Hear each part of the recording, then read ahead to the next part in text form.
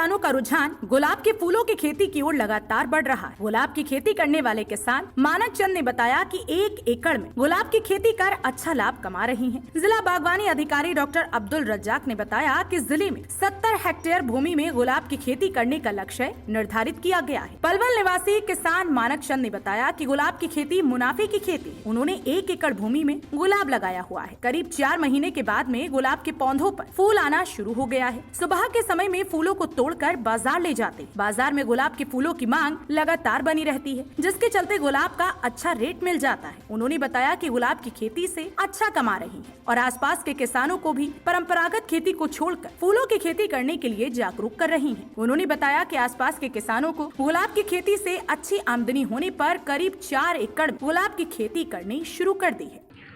मेरा नाम मानक चंद है और मैंने 1 एकड़ में गुलाब की खेती करी हुआ है और मेरे इर्द गिर्द 4-5 एकड़ और गुलाब लगा हुआ है और हमें 4 महीने इस गुलाब की खेती में लगाए हुए हैं।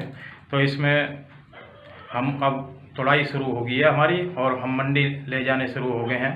इसमें ज़्यादा से ज़्यादा हमें मुनाफा मिल रहा है और ज़्यादा मैं जिम्मेदारों से अपने साथियों से आग्रह करूँगा कि इसे ज़्यादा से ज़्यादा लगाएं और इसे मुनाफा ज़्यादा से ज़्यादा लें।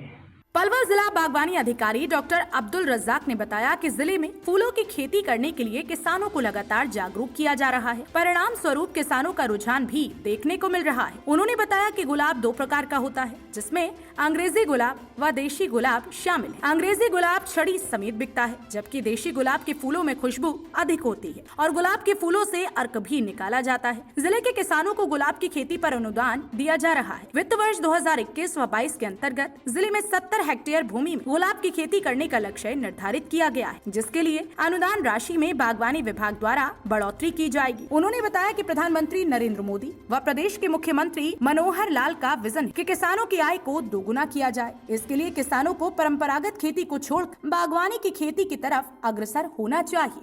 मैं जिला उद्यान अधिकारी डॉक्टर अब्दुल रज़ाक जिला पलवल के बारे में आपसे बताता हूँ कि जो गुलाब की खेती है ये 2 प्रकार से होती है। एक होती है इंग्लिश गुलाब, एक होता है देसी गुलाब।